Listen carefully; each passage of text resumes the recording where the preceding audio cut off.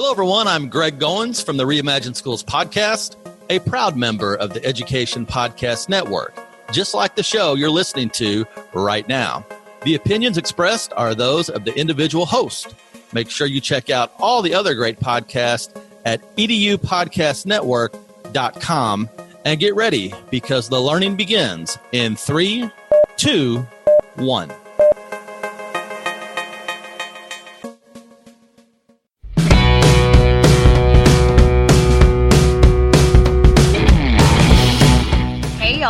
Welcome to episode 58 of the Google Teacher Tribe podcast. This is your source for the latest in Google for Education, news, tips, tricks, ideas, and all kinds of things that you can use in your class tomorrow.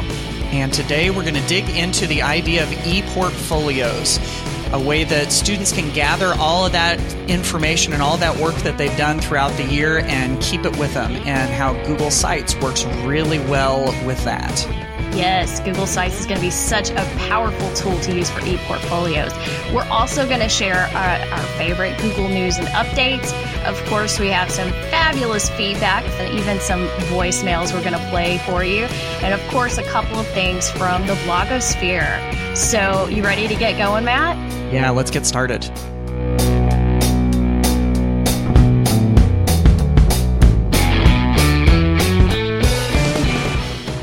So to kick off our Google News and Updates today, we're going to talk about a way that Microsoft Office integrates with Google. So if you have one of those situations where you have some Google things and you have Office 365 or something, or if you work with Microsoft Office files, this is for you. So if you have Microsoft Office files in Google Drive, now Google has this option where you can avoid version conflicts. So if somebody's working on one version of the file and somebody else is working on it at a different time, sometimes you have conflicts, and now they're working through that. They've got this thing called real-time presence, which will basically let users know if somebody else is editing a Word file or an Excel file or a PowerPoint file that's stored in Google Drive. And this is working through the Google Drive file stream. So this is supposed to start rolling out on October 17th. So this is going to be one of those things that hopefully will make your life just a little bit easier. It'll show you, if you ever do have those version conflicts, it'll show you a side-by-side of what those two versions are, and you can pick which one you want to keep. I think this looks great. Of course, I am not currently using the combination of Microsoft and Google together, but we have so many schools that are. So right. I really felt like this was an important thing to include in this episode. And because people think that I won't even say the word Microsoft, but we did it. We shared it. And let us know what you think and if it's useful to you. So moving on in our updates, I have some sad news. I'm so distraught by this. I know. I really want to cry about this one. So if you have been using Inbox by Gmail, which has been this like special sort of version of Gmail, it's been out for a few years, since 2014. It's dying. It's going away. And it will be shut down by the end of March 2019. I am just really upset. I use Inbox exclusively. And even when we got the big update to Gmail, I tried it, and I've just adjusted so well to Inbox. And so I'm really sad. I'm going to have to make some adjustments, as we all do, because just like the weather, Google changes all the time. So nothing new, right? We've got to adjust. And you use it too, right? Yeah, I use it for my own, my personal Gmail account. I use Gmail for my personal Gmail account. I use it through Inbox. In fact, I was all the way back years ago when they did the invitation. Remember how you could only get into it by invitation? And so I opted into that and got it before it was publicly available. Did you do that too? I did, and I didn't like it at first. Really? It took me a while. Yeah, I really I abandoned it at first, and I went back, and of course, now that I'm all adjusted, I've got to adjust to something else. So embracing change, right? That's part of it. Well, speaking of Gmail, there's another little update that people should be aware of. Gmail Offline, the Chrome app, is going to be removed later this year. And so this is not a feature that you're actually losing. It's now built into the new Gmail. So the native capability is actually easier to use and performs better than the old Chrome app that people were using. So if you're a G Suite admin and you've had this enabled for your teachers, you want to go through, follow the link in our show notes that will give you the directions on how to enable it, the Gmail Offline in their settings, and how to uninstall. Of course, as an individual user, you can go through and check this out in our show notes at googleteachertribe.com/58. Yeah. And one last thing to mention, the whole idea of Google Maps and Google Maps Street View and everything, I think is such a useful tool in the classroom. And it's interesting to see how it has morphed. And so what Google has started to do is to take the idea of those street view images, where you can drop yourself down on the street and see what it actually looks like to be there. And they're starting to use it to map out places that don't actually have streets. Like up in Canada, where it's, you basically are going places by snowmobile and a variety of other different ways. They're starting to map out some of the places that are not so easy to get to. And so Google's telling us about how they're doing this. And if you're not familiar, a lot of times with those street view images, there's a car that will drive that has this panoramic camera on top of it. Well, they've also created this thing called Trekker, where they'll put this great big backpack on somebody's back that has a panoramic camera in it, and they can gather some of those images. In this post, they also show a picture of somebody driving, one of those great big tricycles with a panoramic camera on the back of it. So it's interesting to see how Google's starting to branch out with its maps to show us more and more of the world from our devices. So just another update that they've got to Google Maps. And too, we have a lot of Canadian members in the tribe. So we do. That's right. I think they're going to like it, eh? Yeah, that's right. Absolutely. So yes. And Google is mapping the world, so to speak. So they're mapping the ocean floor, they're mapping the deserts. So it will be really interesting to explore Canada's north.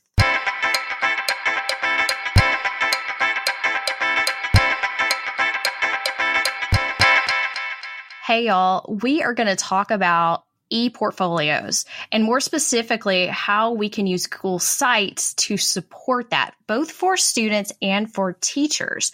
So if you're not really familiar with the idea of ePortfolios, I'm actually surprised we still put the E in front of it. We've dropped a lot of E's over the years. That's true. In terms of things. So, but the idea is really to showcase work or to show growth. There's sort of like two different types of portfolios that tend to be the most popular. And, there's the showcase portfolio, which is really like your best work. As a student. On the teacher side, a lot of teachers also use portfolios, as sort of an online resume, but also as proof of some of their professional learning and things like that. So it does allow us to make learning visible, which is something that we talk a lot about on this podcast. And obviously, it's a very hot topic.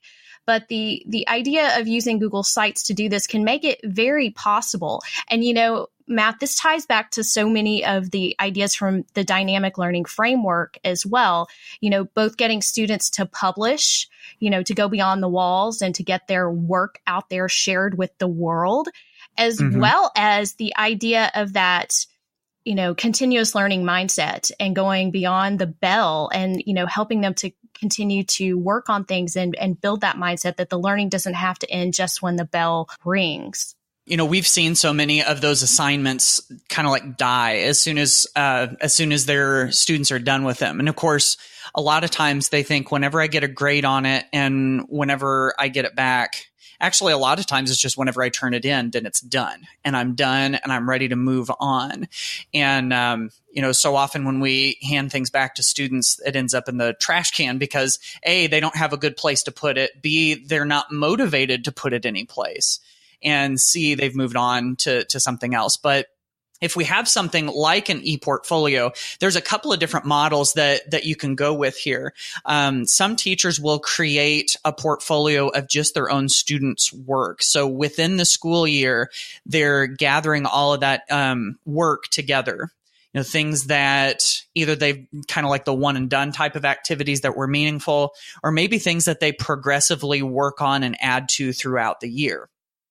And so you've got that where it's just the student work within the school year. But then some schools will also go with an ongoing portfolio that follows students. So they start on it, either in elementary or middle school or high school or whenever that may be. And they just perpetually, continually add meaningful things to it. So it's an embodiment of everything that they've done. So if your school doesn't do that and you think that sounds meaningful, that might be something worth mentioning and trying to get started. And even if you don't, students could create their own sites.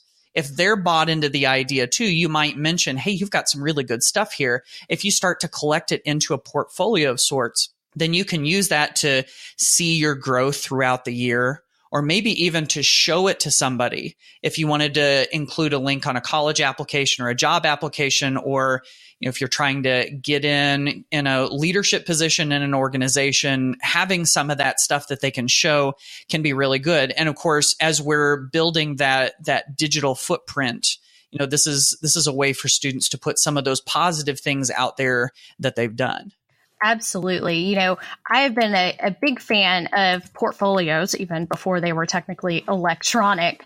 And, this was something that we did in my former school district in Leander ISD. And then when I moved into a digital learning coach position, we were helping teachers try to find solutions for this. And there really were not a lot of great solutions back in the day. And even, a lot of teachers have been using still the old version of Google Sites, classic sites, as you call it. And classic sites had the ability to create and use templates. So you could create a template that you wanted every student to use so that you could make sure they kind of molded it into the type of portfolio you wanted with certain pages. And maybe you wanted it to have a theme that matched your school or your class or something like that. And that's one of the things we're still missing in the new sites. So if you're using the new sites, this means in the lower grades, probably that creation piece falls more on the teacher in terms of creating the site and then sharing it with the student, or possibly even with the really young ones, publishing some of the work for them. But in those upper grades, I would say probably at least fifth grade, maybe fourth grade and up, the kids can easily do this because Google Sites is so easy now. With the old sites, I would have never said that. So with, the new sites, if you really haven't looked at it, it's beautiful. And there are so many advantages to using G Suite in general for ePortfolios. But, there's other things out there too. And I still get a lot of questions about, hey, what's a good app for this? And hey, I want to do ePortfolios, but I don't want to use sites or whatever. But I know a lot of people are using things like Seesaw and Canvas have like built in things into their platforms for doing this. So even if you don't want to jump into sites, hopefully you can take some of these ideas and apply this into whatever platform you want to use. Yeah. I even remember I tried to do something like this in my own classroom in my high school Spanish classes. And at that point, there wasn't anything like the new Google Sites. And so I was trying to use live binders, and each of the students, I think, had to have their own accounts. And it was so much work to get something loaded in there. And it was such a pain. And so I abandoned it. But if we had something like Google Sites that is so easy to use, it's drag and drop. What's great about it is if your students are creating things within G Suite. So if they're making meaningful products in Docs or slides or Google Drawings or whatever, really all they've got to do is just, you can create sub pages for different classes, however you want to organize it for different projects. And then all they do is just drag and drop a file from any one of those G Suite apps. You just drag and drop it onto the screen and resize it. And now there are even some of those little like mini templates that you can use that help you kind of like organize your stuff on the page and design it without a whole lot of effort. And so, by students being able to do that, they're able to kind of like show the story of their work from start to finish, or kind of like display what it is. And that interface has really come a long way. And then in addition to that, there's also sort of like the metacognitive side of it, thinking about the thinking, where students can write about the process and the journey of creating those products. They can even record videos that they dump into YouTube or Google Drive, and then be able to display those on their ePortfolio sites too. So really the options are pretty limitless when it comes to this. They are. And, the advantage of using G Suite, you've already got the accounts, so you're not running into those roadblocks like what you were talking about with live binders, and everything just works so seamlessly together with all of those G Suite applications. So, there's so many different ways that they can add that. But one of the really important pieces of any good portfolio is going to be that reflection piece. And so, there's a million different ways that they could do reflection, whether they're, that's in a doc, they've done some writing, they open up, the camera on whatever their device is, and they do a confessional. Maybe they do it in Flipgrid, or, maybe they even do it as some sort of visual, drawing out, whether they're doing that in drawings or making it some sort of representation of the things. But for students to actually go back and to see, hey, this is where I was at the beginning of school, and then to look at how far they've come, to be able to make those connections is such a powerful thing that, and there are a lot of schools doing this, but honestly, there's not enough. This is a extremely powerful tool that should be in your classroom. Honestly, I think that it is too powerful to ignore. And like we said, using G Suite, a no-brainer. We've also included some additional links in the show notes for you. And I found this great checklist from Eduphoria. And I will tell you, this post is from 2013, but don't let that deter you. They actually had a really great list of things to think about that you may or may not want when you're designing the whole ePortfolio process, whether you want students to see each other's work, to comment, and to do some of those other things. So, be sure that you come and check that out. I also want you to be able to access, we have a couple of examples in here for you. Thank you, Mike Mohammed. You had no idea that you were going to make this episode, but Mike has shared these with me. I've shared these in presentations, and he had his students creating some physics portfolios. They're beautiful. They're gorgeous. And it's so easy to do. Google Sites just looks so professional now. And I think it's just a really great way to model that whole perception for students. And again, it's something they can take with them when they go. And that's a consideration too, when you're trying to decide what tool to choose, because especially with these older kids, this is something that can help get them into college. And, and we want to see what you're doing. So if you're creating ePortfolios, please, share your examples with us. I'm always begging for examples of what things look like in the classroom. So if you have any, please send those to us. Yeah, we'd definitely love to see that. And if you've got any tips and tricks, if you've done this in your own classroom and you've said, hey, this really works, or, you probably ought to avoid this, we'd love to see those too. So definitely, we'd love to see those on the Google Teacher Tribe hashtag on Twitter. So that's GT Tribe, the hashtag GT Tribe. Or you can always head over to googleteachertribe.com and send us a message, and we'll gather some of those together. If we get some good stuff, we will pass those along to you on the next episode. And if you want to see all of the resources that we've mentioned so far in these links to Mike's examples, go to googleteachertribe.com/58 to grab a copy of the show notes. There's a letter in your mailbox. Hey, you know what? This is all your mail. Hey, maybe I'll give you a call sometime. You've got mail. All right, tribe, it's time to hear from you. So we're going to dig into the mailbag. We get messages from you in a variety of different places. And so we wanted to share some of those that have come in. And this first one comes from Bettina Franz. This was a comment that was left on the website. And what she says is she's been using Google Sites. This kind of connects to what we were just talking about.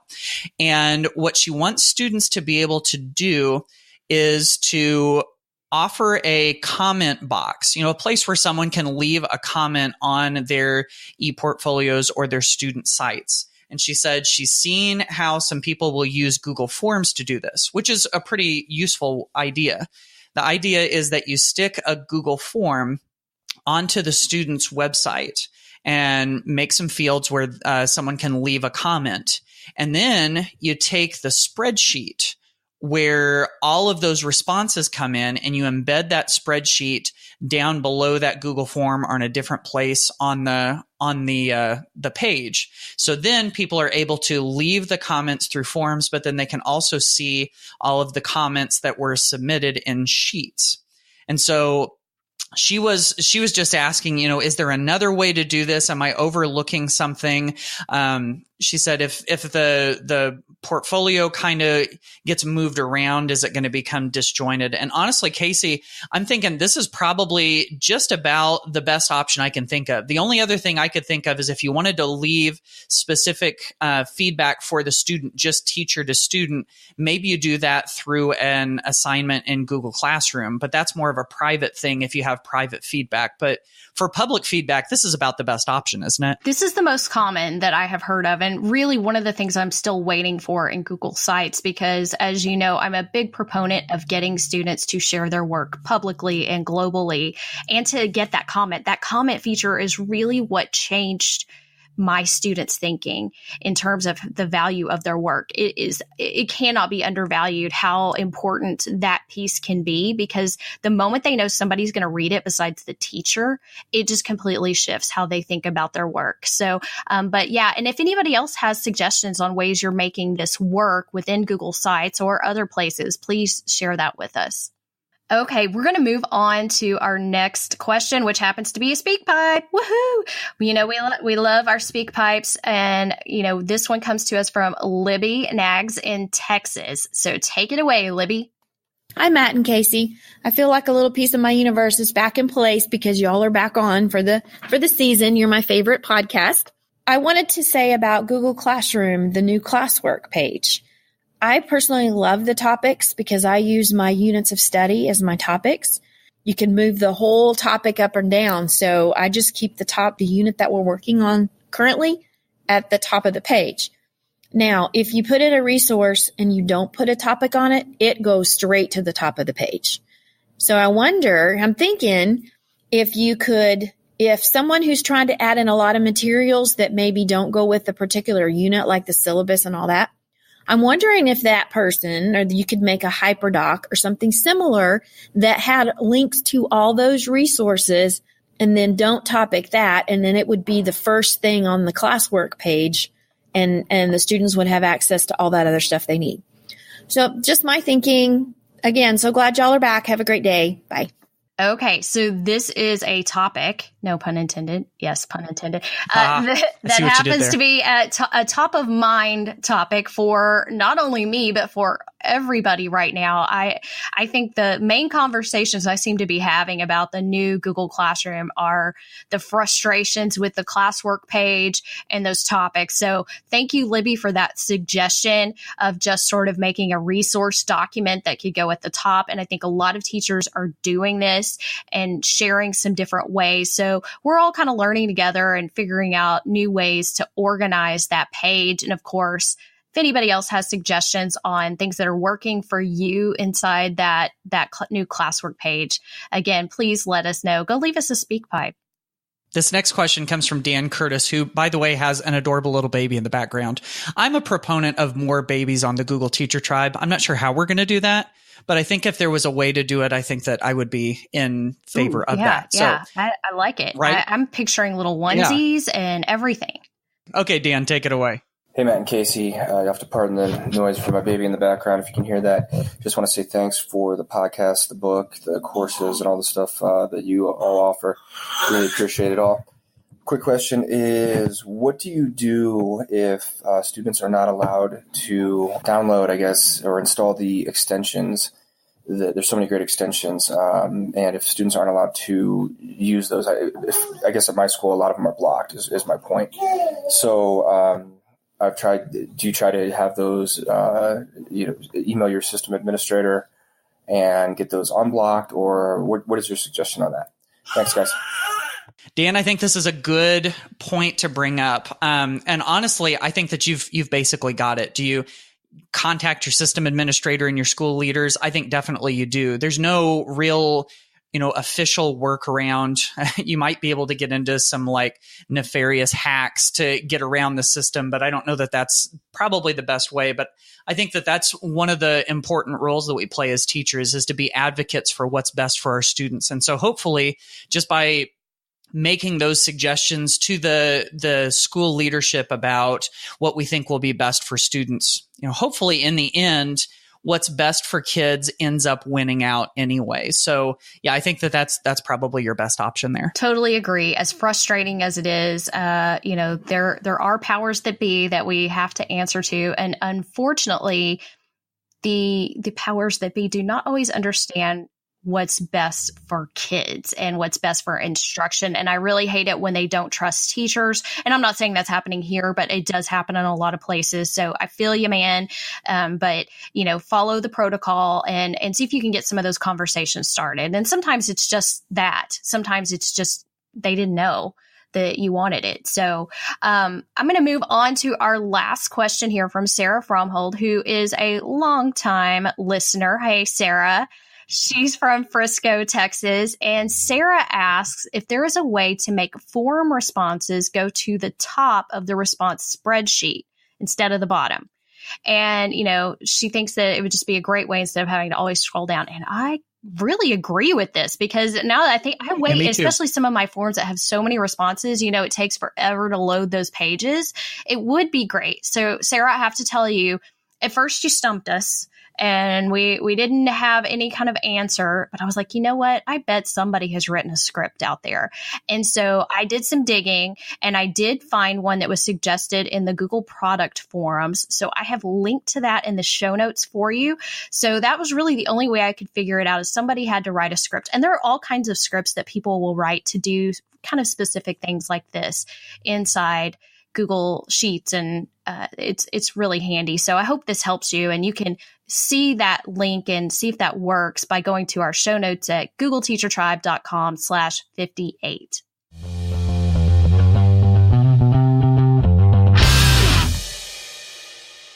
This episode is just about in the bag, but before we go, we want to share a couple of blog posts that you may want to check out, some things that might be useful to you. And I published one just recently at Ditch That Textbook about this thing that I'm calling Google Slides icon boards. And one of the things that I love about using slides and drawings is that you can pull together text and images to create kind of like visual notes, or almost like an infographic of the things that you're learning. And the verbal visual mix is very brain friendly, but sometimes going and finding all of those images can be a pain. So I created a couple of templates that you can download here, where all of the icons and all of the little arrows and all of those visuals that your students might want to use to create something kind of like an infographic or some visual notes is all sitting right there for you. And all of those pieces are kind of like around the outside of the slide or the drawing on that extra space on the outside. So students can just kind of drag them in. I feel like it's kind of like infographics light, or infographics for people in a hurry. So all of the pieces are all kind of sitting there, and you can just drag them onto the screen. So there are some templates in there that you can use if you want to check those out. That's awesome. Yeah. I love templates, but the icons are super handy, and what a great way to do some different types of visual thinking. So thank you for creating and sharing that, Matt. Now, I'm going to harken back to our other episode, our previous episode 58, where we talked about Google Classroom. And so if you heard Libby's question earlier about Google Classroom, you can go back and listen to episode 57. We talk all about those updates. And so from that episode and from teaching an online course with Google Classroom and talking to teachers, I've talked to hundreds of teachers. I'm like, what are you doing? How are you organizing Google Classroom? And essentially what I found were there were 5 common ways that most teachers had decided to create those topics and how to organize those assignments. So I put those into a blog post called How to Organize Assignments in Google Classroom. And you can go check out and see all 5 different suggestions with screenshots to see how to best organize for the type of classroom that you have. You know, it's one of those things that's going to be a personal preference. There's no right or wrong answer. It's a matter of figuring out what works best for you, your grade level, your content area, and just how you like to work.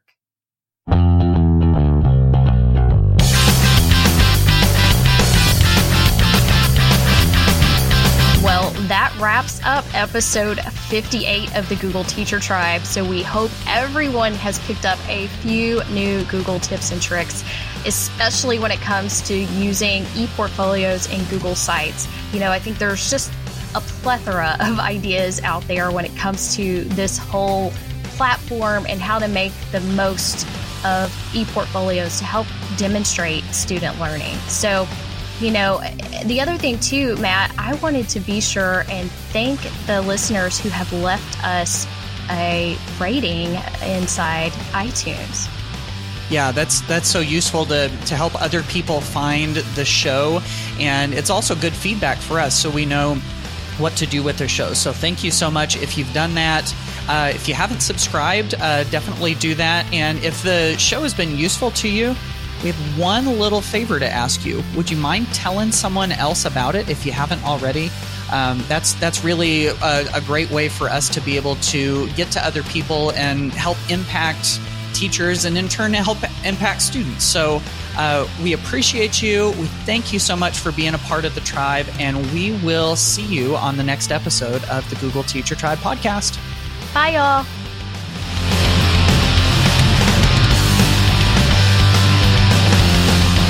Thanks for listening to the Google Teacher Tribe podcast. Keep up with every new episode by subscribing on iTunes, Google Play, or Stitcher, and by visiting GoogleTeacherTribe.com. Get in on the conversation on Twitter by using the hashtag GTTribe. Until next time, keep harnessing the G Suite power, and may the Googles be with you.